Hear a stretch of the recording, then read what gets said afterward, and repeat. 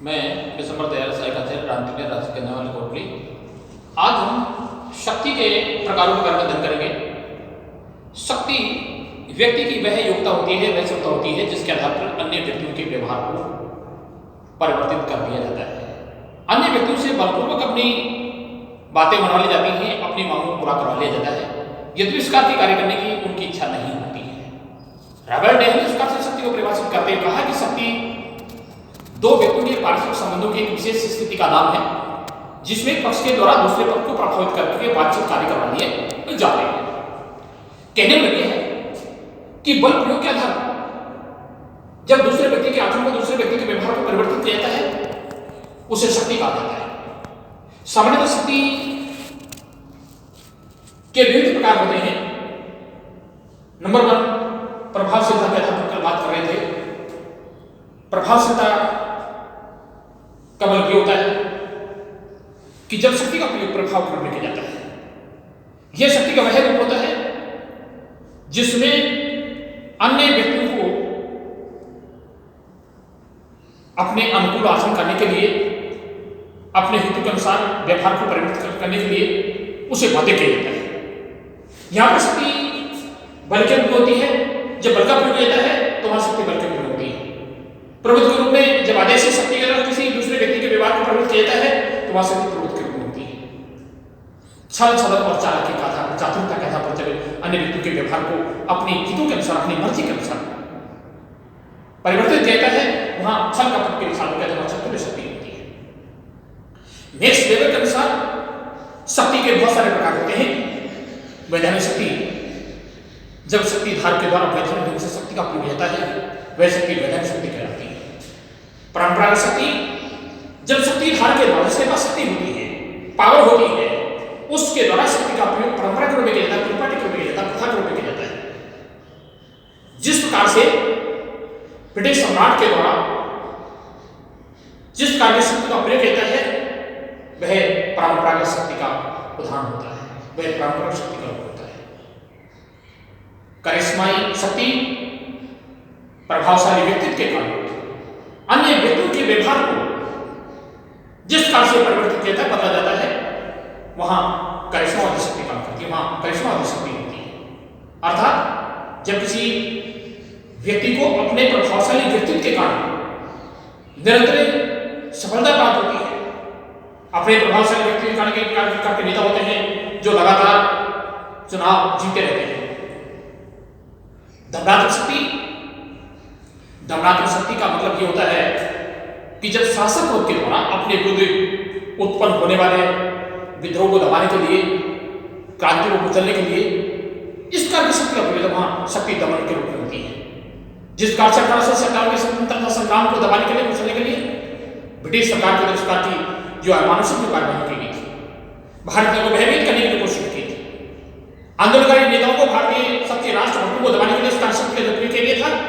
अर्थात ब्रिटिश शासन के विरुद्ध उत्पन्न होने लहर को दबाने के लिए कुचलने की शक्ति का प्रयोग किया था, वहां शक्ति दमन के रूप में होती है। तीसरे आधार की बात करते हैं अन्य आधार शक्ति के प्रकार।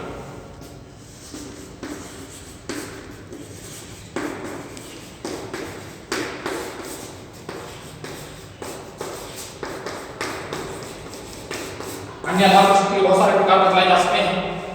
नंबर 1, प्रादेशिक, राष्ट्रीय एवं अंतरराष्ट्रीय।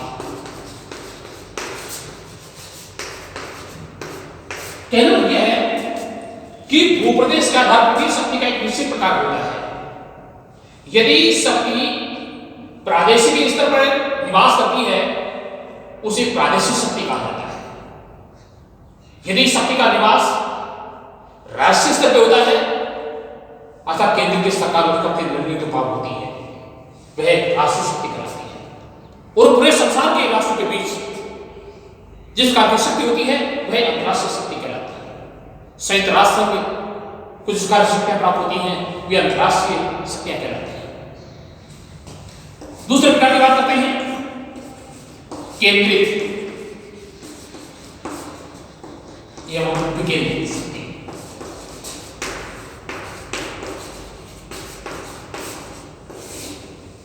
यदि देश के संविधान के द्वारा, देश के कानून के द्वारा, देश की व्यवस्थापिका के द्वारा, देश के नियमानुसार सभी शासन की जो शक्तियां होती हैं यदि केंद्रीय सरकार के हाथ में नियत कर दी जाती है, प्राय एकात्मक शासन प्रणाली द्वारा वास्तव में जिस प्रकार से ब्रिटेन के संविधान के द्वारा शक्तियां केंद्रीय सरकार में नियत कर दी गई, अर्थात जिन देश के संविधान के द्वारा एकात्मक शासन प्रणाली को अपनाया गया है, पूरे देश के सभी विधायी, प्रशासनिक, न्यायिक शक्तियां होती हैं वो केंद्रीय सरकार का नियत होती है।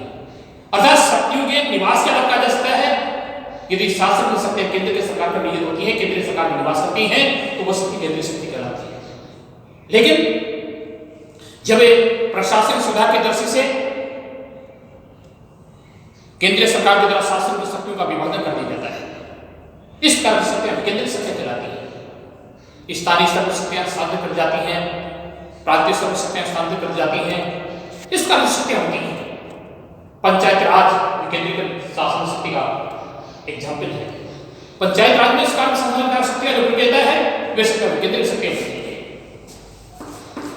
तीसरे प्रकार की बात करते हैं वास्तविक रियल पावर एवं संभाव्य शक्ति। संभाव्य शक्ति, वास्तविक शक्ति का मतलब यह है कि जब शक्ति धारक के द्वारा स्वयं जिसके पास पावर होती है, शक्ति होती है, उसके द्वारा स्वयं शक्ति का प्रयोग होता है। शक्ति धारक के द्वारा स्वयं अन्य व्यक्तियों के व्यवहार को परिवर्तित करने के लिए शक्ति का प्रयोग होता है, वह शक्ति वास्तविक शक्ति कहलाती है। लेकिन जब शक्ति धारक के द्वारा शक्ति का प्रयोग नहीं किया जाता है, ऐसी शक्ति संभाव्य शक्ति कहलाती है। कई लोग ज्ञान विज्ञान के क्षेत्र में बहुत अधिक उन्नति होती है, बहुत अधिक नॉलेज होता है, लेकिन वे वास्तव में अनावश्यक बहस में भाग नहीं लेते हैं, अनावश्यक रूप से विद्युत का पीछे देने की कोशिश नहीं करते हैं। इस कारण शक्ति संभाव्य शक्ति कहलाती है। अर्थात शक्ति के होते हुए भी शक्ति धारक के द्वारा शक्ति का प्रयोग नहीं किया जाता है, वह शक्ति संभाव्य शक्ति कहलाती है। लेकिन जब शक्ति धारक के द्वारा शक्ति का प्रयोग होता है, वह शक्ति वास्तविक शक्ति कहलाती है। चौथी बात करते हैं एक पक्षीय, द्विपक्षीय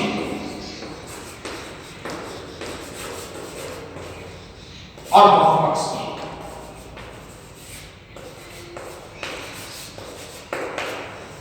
शासन की शक्तियों को प्रयोग करने का आधार,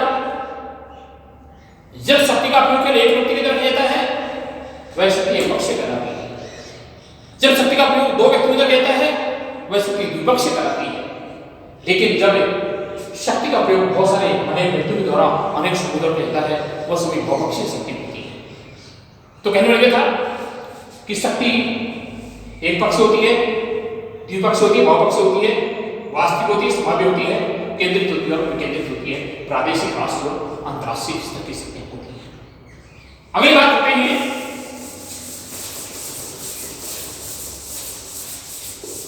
औपचारिक और अनौपचारिक, फॉर्मल और इनफॉर्मल। बाकी जो शक्ति का मतलब है औपचारिक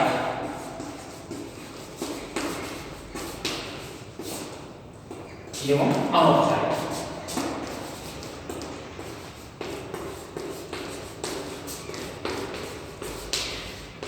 देखिए, जब शक्ति धारक के द्वारा वैधानिक ढंग से अर्थात वैधानिक शक्ति का प्रयोग होता है, वो शक्ति औपचारिक शक्ति कहलाती है। लेकिन जब शक्ति धारक के द्वारा शक्ति का प्रयोग व्यक्तिगत संबंधों के आधार पर किया जाता है, वह शक्ति अनौपचारिक शक्ति होती है। जिस प्रकार से भारतीय प्रधानमंत्री को नियुक्त करते समय राष्ट्रपति के द्वारा जिस प्रकार शक्ति का प्रयोग होता है, वह केवल एक औपचारिक शक्ति होती है। लेकिन राष्ट्रपति के पास की जो प्रशासनिक शक्तियां नहीं होती है, उन शक्ति का प्रयोग भारतीय प्रधानमंत्री के मंत्री के द्वारा किया जाता है, वो शक्तियां औपचारिक होती है। कहने वाला यह है कि जब शक्तिधार के द्वारा संवैधानिक ढंग से शक्ति का प्रयोग है वो शक्ति औपचारिक होती है, लेकिन जहां व्यक्तिगत संबंधों के आधार शक्ति का प्रयोग है वह शक्ति अनौपचारिक होती है। आइए दूसरी बात करते हैं विभिन्न शासन प्रणालियों में विद्यमान शक्ति के प्रकार। सबसे पहले बात करते हैं तानाशाही शासन में, डिक्टेटरशिप गवर्नमेंट में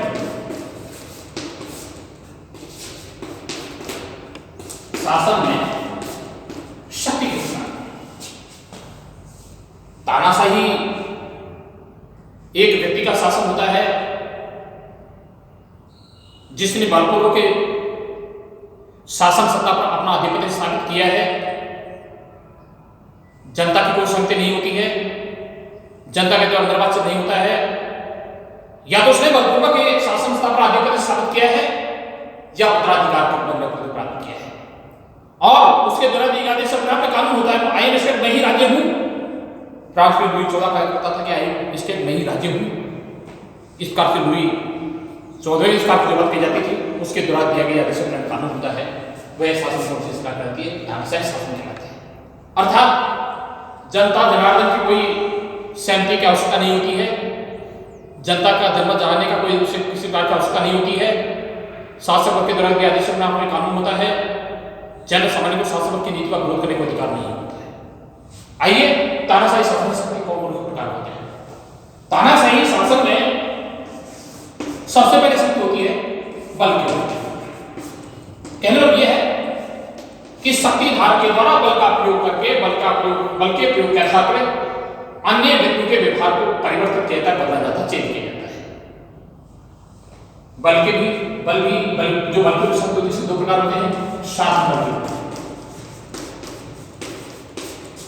नंबर 1 शासन बल, नंबर 2 असाधारण बल।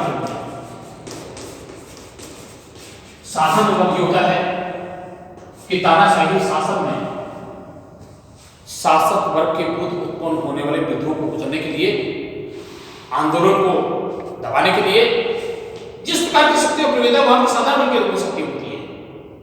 जिस प्रकार से लाठीचार्ज कहता है,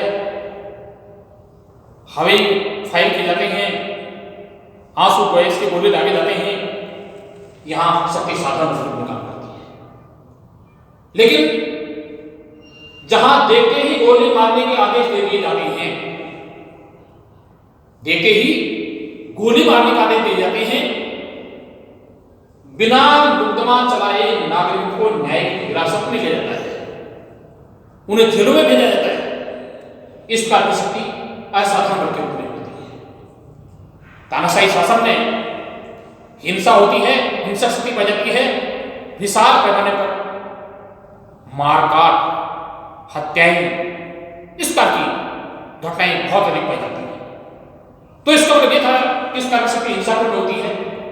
अगली बात करते हैं दंड के रूप में।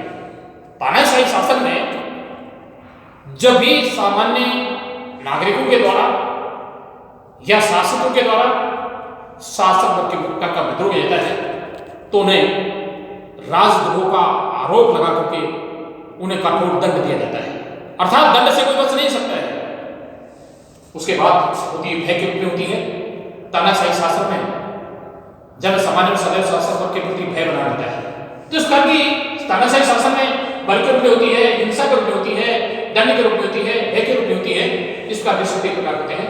कल बात करते हैं लोकतंत्र में शक्ति के प्रकार। आज की बात को यही विराम देते हैं। धन्यवाद।